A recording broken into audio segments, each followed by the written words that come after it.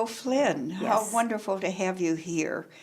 And the grapevine, you've heard of the Adrian grapevine. Yes. I understand you're winding up your ministry at Weber. Yes, I am. After almost 8 years, on December 31st, it will be the end.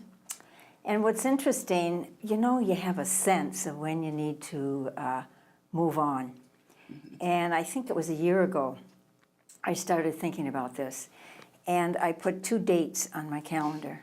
One was December 31st and one, this year, 2016, and one was July 1st, 2017. So I was just going along one day and I thought, it's December 31st. And so when people ask me what I'm doing, I said, well, I resigned my position. I'm not retiring. I'm recalculating. You know how you're going down the road? So I just all of a sudden I'm recalculating and I'm looking for my new normal. Oh, that's beautiful. Yeah, And yeah. running all the way. Walking, no. Walking. The running days are over. There Like, you we'll are. get into that later on. Yeah. But yeah. this is the second time you've been in administration at Weber. Well, what's interesting is I was going through the different places I've been.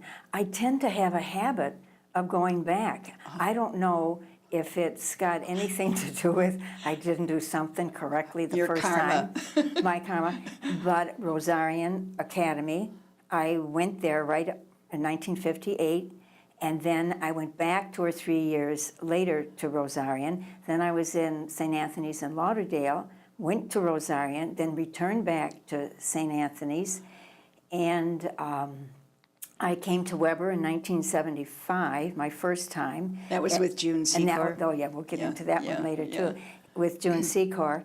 And then I got invited back in 2009. Oh, the other thing too was chapter prioress. Yeah.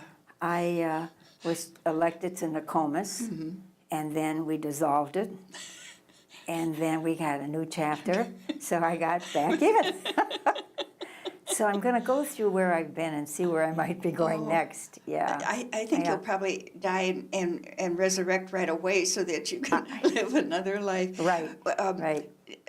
Tell me, Peg, with the name O'Flynn and the name Peg, Margaret, you must have either been born in Ireland or come from the womb of some beautiful Irish parents. Well, I had beautiful, wonderful parents. However, I love my name. I've always loved my name, Peg O'Flynn. It's just very Irish. I always felt sorry for anyone who was not Irish on St. Patrick's Day. But yes, but we're not really directly from Ireland. Your parents? My parents, my mother, Helen, she's from Pittsburgh, and my dad, Ozzie, he was a twin, Ozzie O'Flynn and Ormond. They were born in Canada at Niagara Falls. So, and as I look back, my grandmother, on my paternal side, is from Canada. I think what happened was whoever left Ireland and came to Canada, and a lot of our Canadian cousins were in Canada. So, and I did get back to Ireland with my youngest brother, Jim, and Diana. Were you born in the Detroit area? I was born in Detroit on the west side, 1938. You're giving your age away, Yes, I'm 78 and I'm proud of it, all 78 years.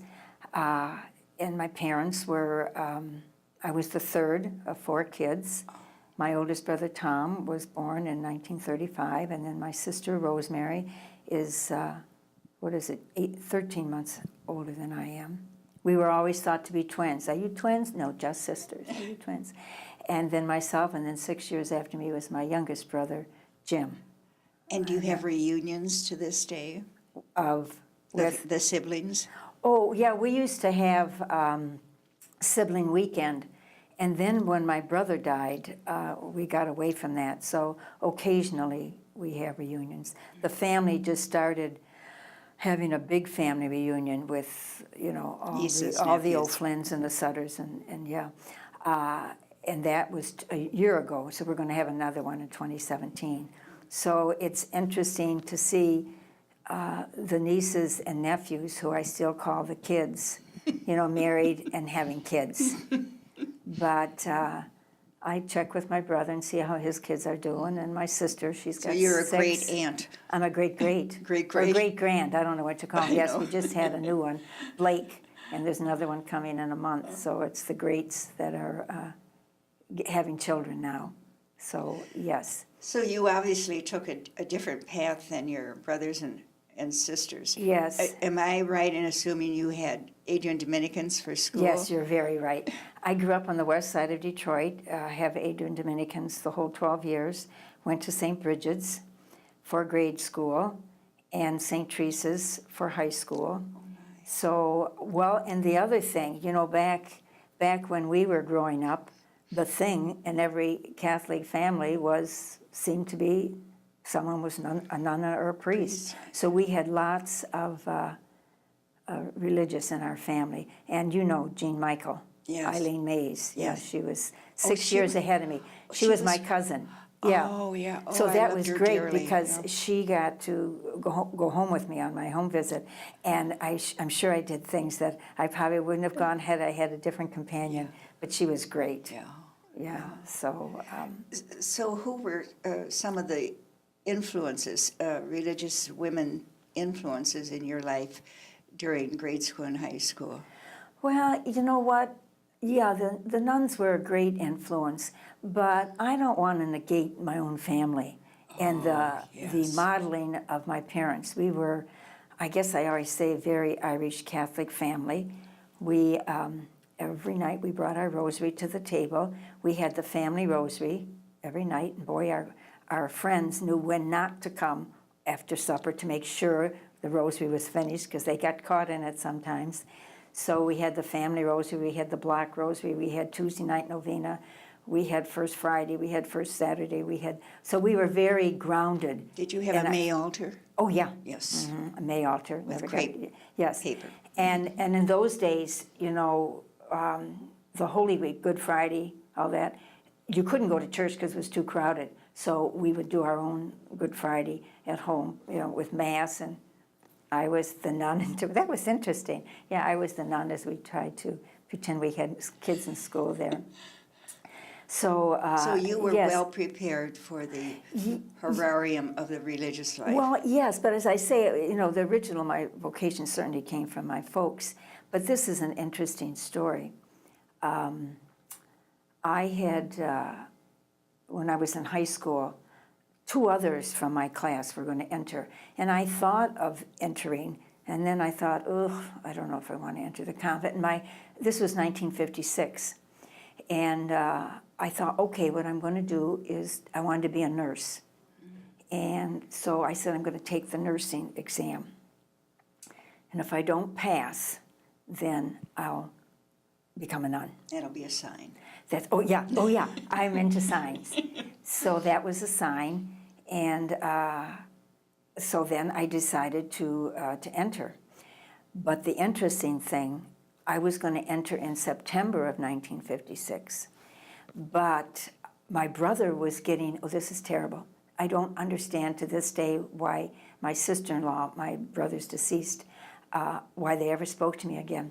Because I was they were going to get married in July of 56. I was in the wedding party, and so then I just knew. I felt if I did not enter, this is what I told everybody, if I did not enter in June, I was afraid I would not enter. And I really felt called to enter and go in June. Oh, my. Well, my parents, that's good. I don't think they understood. I don't think I understood.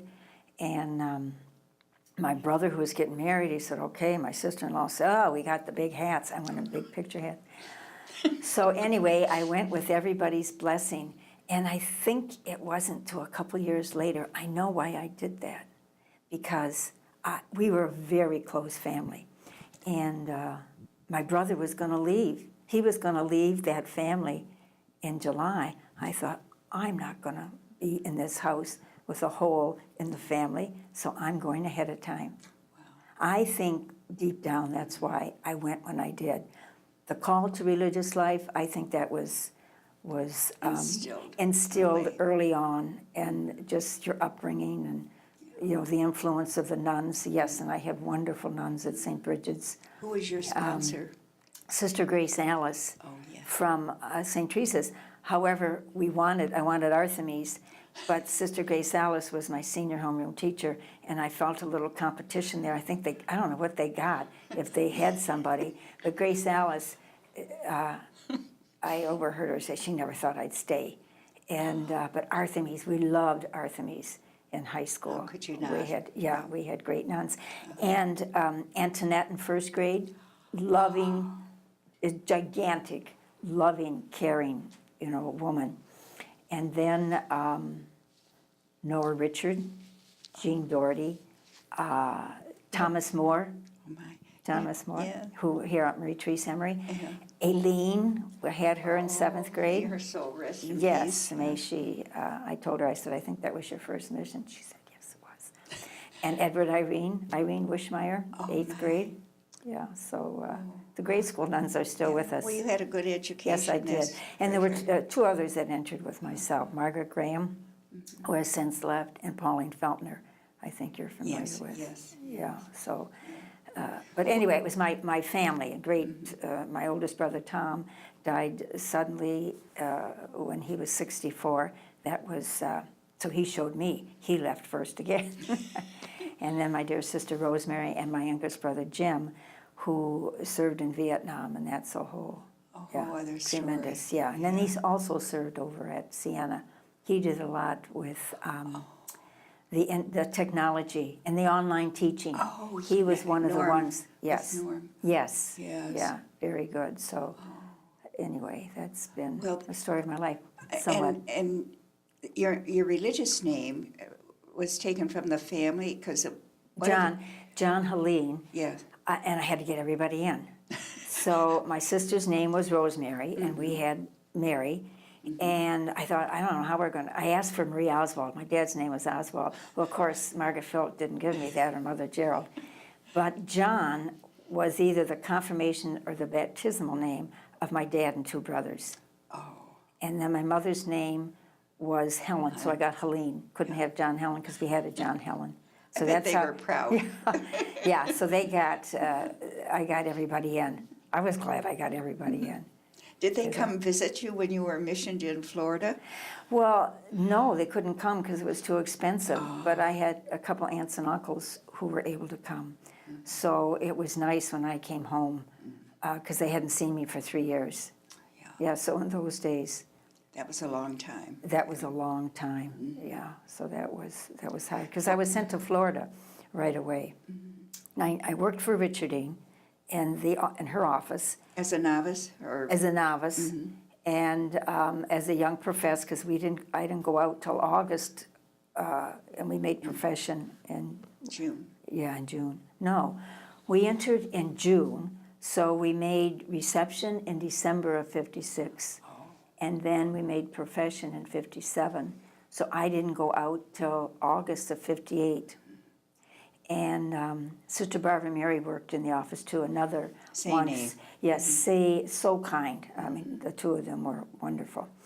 And so at our first appointments, I had worked in the office. So you knew. So one thing that I had to do was fold the superiors. She got the list of everybody in her house. So, of course, I was very confidential, and I kept confidences, but I folded that sheet very slowly till I found my name. So I knew I was going to Chicago. And so Mother Gerald said to me that morning, we always had to get the big brown envelopes and go to Walsh Hall. She said, you know where you're going? And I said, yes. And so she said, where? And she said, why did you look at those? I said, I was folding them, and my name just popped up. So... Anyway, I went over there and was passing everything out, and we got our appointments, and I stuck my appointment inside the habit there. And it came time everyone got their envelopes, and Richardine and Barbara Mary come over and said to me, did you see where you're going? And I said, I know where I'm going. They said, did you look at your appointment? And I said, no. I said, I saw it go into the envelope. They said, look at it. I was changed from Chicago to Rosarian Academy in Florida. Because of Mother Gerald? Well, because I knew where I was going, and they wanted my first appointment to be a surprise. Oh. Yeah, so that was a my surprise. heavens. Did you ever get to Chicago? No, I spent 17 years in Florida. I had to go home. I had to go on a home visit right away because we couldn't go home for 3 years. So then I got on a train. And To come home? no, I got on a train. Once I went on go. a home visit in 58, then I was missioned to Rosarian, and we took the train down to there. 3 or 4 of us took the train to Florida. Habit. Oh, yeah, in the Habit, the whole thing, all of that. So I spent 3 years at Rosarian, boarding school, and I had the baby dorm, which was wonderful. And then after the kids went to bed at 9 o'clock, then I had an office job with Peter Claver, and I worked in the business office. Oh, what is her other name? I don't know. She was older than Yes. either of us. Yeah, Peter Claver, yeah. So then I was at Rosarian, and then went to Jacksonville, and then went to Lauderdale, and then went back to Rosarian, and went back to Lauderdale, then went to Melbourne. Did you miss Florida So- when you left the No. environs? No, you know what? I never appreciated the seasons as much as I did when I came back in 1975. When So- did your love of running develop in your life? Okay. I was asked to come to work at Weber. At the time, Joanne Peters, she became the director. But I was asked to come and be the director at that time. Gene Burns came down to Florida and asked me. I said, oh no, they need me here at this school. Another one. I didn't want to go up and be director at Weber Center. Oh my God, no. So I said, no, they need me here. They've had too many changes. I don't know, I made up some excuse. I was in my heart, I was trying to tell me it was God's will to stay where I was, when in reality I was fearful of coming up here. The North was kind of wild. I mean, you know, back in Changes. the... Yeah, we were very quiet and conservative in Florida, I felt. So I said, no, but then they came in 1975. Oh, I know, June Secor called me, and she told the council, I'll go to Weber if Peg O'Flynn will come and be my assistant. And they said, no, she said she wouldn't come. She won't leave Florida. She said, let me ask. Well, then I felt really That God was a was call. tapping. That was a call. You kind of know when you're called. So that was a call, and I thought, well, it won't kill me for 1 year. I can go up there for a year and get acclimated. I tell you, it was the best decision. That was 1975, and my 1 year is still in existence. I haven't returned to Florida. But that was, I mean, imagine, you meet everybody in the congregation. June and I worked well together because we worked at St. Beautiful Pat's in music. Miami. But it was just great. We really tried to get Weber known throughout. So we did a lot with hosted groups. We started hosting more groups. Our first large group was the YMCA from Detroit. Yes. And they were there for a week, and we didn't know what to do for a week with people there. So there was a woman, Rose Barbarian, I know her. yes, who was part of the YMCA, and she was great. Now you might want to do this, you might want to do this, and you have to put, you put towels in the room. Anyway, she was great, and so she was so grateful for everything that we did for their team that was there, that she left me 3 one-year memberships to the YMCA. Well, they must have been $65 at the time. I thought, we cannot waste these memberships. So I went, and a couple of the young sisters went, because we had the young nuns working at Weber too. And we'd go down there and play racquetball. Well, then we had such a large group going down there that I would go up on the track and start walking the track. And then I got into races in Detroit. And that's how it started, through the membership there. Have you done marathons? Yes. Oh, my. I started off with 3 miles, and then I started off with 6 miles. And then Marianne Fallman said, Peg, why don't we try a marathon? I said, what is that? And she said, it's 26.5 miles. I said, of what? She said, of running. But that is not, the marathon is not as challenging as the training. I think that's with anything. It's not the event, it's the preparation up there. So our first one, we didn't know what we were doing, and we stopped and, Chatted. we stopped and chatted and did all this kind of stuff. My time was terrible. But then we got serious. I mean, when I think of that, we've done 15 of them, and I'm very competitive. So all I do is get near someone that had almost gray hair or something, and I'd go, or look like my age, and then I'd try to beat her and things like that. So I was very fast, and I really Did you go around the country for the marathons? Well, let's see. I did most of them in Detroit. We did Cleveland. I did Boston. You did In Boston. Oh, my. When did I do Boston? 1998 to celebrate my 50th. And then I was getting ready to celebrate my 60th birthday. And so I wanted to do Grandma's Marathon in Duluth. So Rosemary Ferguson kind of got me connected with some places that we could stay. She says, of course I won't be there because we get out of town when that marathon comes. And I was out training this one day and came home. The person I lived with had just left the house, and I was in the basement, and my foot stuck on the cement floor, and I tripped and fell on my left knee. Well, it hurt a little bit, but when I tried to get up, I couldn't. And then I looked at it, and you could see my kneecap was sunk in. So nothing hurt. It probably was whatever they call that in you that gives you a high and you can't feel anything. I remember trying to push that kneecap back in. It wouldn't work, and I couldn't stand up. And I thought, oh my gosh. And got up the stairs and called one of our sisters. So she came and took me to the hospital. And in fact, I was on my way to, which we got to get in the Office on Aging, I was on my way to go to Chicago to do a workshop because I, at the time, was in the Office on Aging. Yes. And I remember the nurse coming in and said, you're not going anyplace, you broke your kneecap. Ouch. So that I had to have surgery, and then I got my kneecap fixed. And when I was in the Office on Aging, that was 1994 to 1998, I remember going around the congregation and saying to our women at that time that if you need health care, it's very important for the common good that you go to Maria, because at that time Yes. you could come because there was room. And so I remember as soon as she said, you're going to have surgery and a lot of rehab, I thought, oh no, I have to practice what I preach. I'm going to have to go and stay at Maria. So I was here at Maria for 3 months.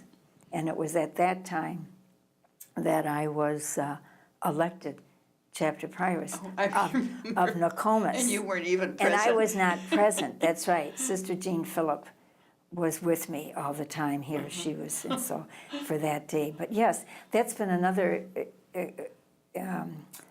ministry that I had that I really loved, was the Office on Aging.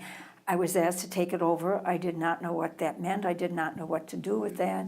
And so I just did, things I thought I should do. I got in touch with a sister from Cincinnati who was doing somewhat the similar things at her place. And so she helped me for 4 years. Then all of a sudden they closed it.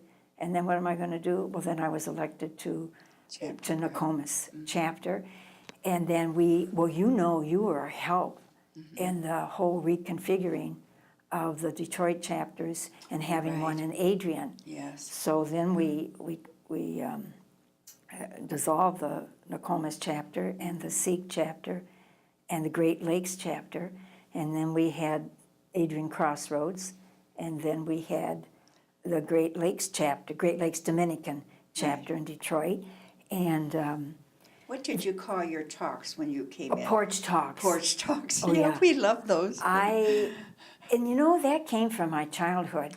We grew up in the summer on the front porch with all the neighbors coming over to why did they always come to the O'Flynn's? It's interesting. Everyone came to the O'Flynn's. Maybe you had a bigger porch. We didn't have a bigger porch. It was a very spirited porch. So the kids sat on the steps, but the adults sat on the porch. So I knew the porch was the place for gathering and just talk about whatever you wanted to talk about. So that's where I got that idea. I thought, how can I gather with our women that's not a mission group, that's not an assembly, and just chat? I'll tell you where I'm coming from or what I think you might want to know. You have a vehicle to talk to me about questions you might have. It was awesome. So then my brother made me, pictures. He did a PowerPoint thing so I could show different porches. And I would announce it at different places. I'm going to be here and here and here, and just come. And the nuns hosted many of those porch talks. but that came from my upbringing. I just thought, and Mary Sue and I, she would have fireside chats, Yes, right.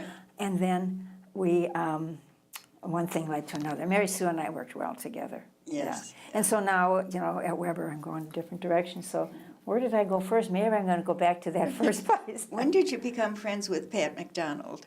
Oh, yeah, when I was in Lauderdale. Oh, that's when you first Yeah, met her. she first came down there. Yeah, she's my very Yeah. dear friend and Marge neighbor, also Mary Ann my. Fallman. Yeah, Oh, boy. yeah, so Yeah. we all have connected. I wasn't able to talk too much about my dear friends, but very important to me. I'm aware that sometime in the last couple of weeks, there was a group of Dominican Yes. women from other congregations that you were hosting in regards to aging and retirement. Is that correct? Right. When I was in the Office on Aging, Sister Mary Hopkins, a Cincinnati Dominican, helped me. And then she started it before I got her assistance. But then we met with different congregations, and these were all the Dominican congregations. They'd send, and the sisters came at that time. And there were very few co-workers, lay co-workers that were part of it. But we went all over we did it once a year, different Dominican congregations, and we would just sit and talk about what's happening at your place, what's happening at your place, what are the nuns doing about pre-retirement. And then now we only had 15 people because there's so many co-workers now and places can't afford it. There are fewer nuns in charge of their healthcare facilities. But yeah, we did have a group here a couple of weeks ago. Was it fruitful? Oh, yeah. I'm sorry our women here were not able to come at the time. And really, Adrian, Racine, and Cincinnati are about the places that are big enough to host groups. So that's a blessing. Oh. And you know yourself from being at Weber. Yes. That is such a sacred place. And we've been blessed by us being there and, Yes. and what's happened. Yes, it's a gathering place Yes. for sure, and a holy place. Yes. Built on Indian ground. Right. Now, if we had a table set here with tea and crumpets, who are the four people you would want to gather around you? Around me, Living or deceased? I think my family. Your mom and dad? No, my sister Rosemary, my brother Jim, and my sister-in-law Dee. She was married to my brother for 45 years. Yeah, 45 years, and probably Pat and Mary Ann. Well, we could Could add a we leaf have to a the banquet? table. Could we have a banquet table? Yeah. I think as we get older, we just seem to talk deeper and deeper with each other. I think we're trying that. We're certainly aware of that as a congregation, and I think we're aware of that as a family too, Yes. which I appreciate.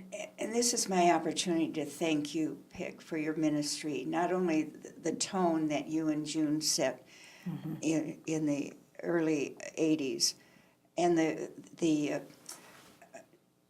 what should I say, the courage you took to have some groups that no one, I mean, Right. even the gay community and others.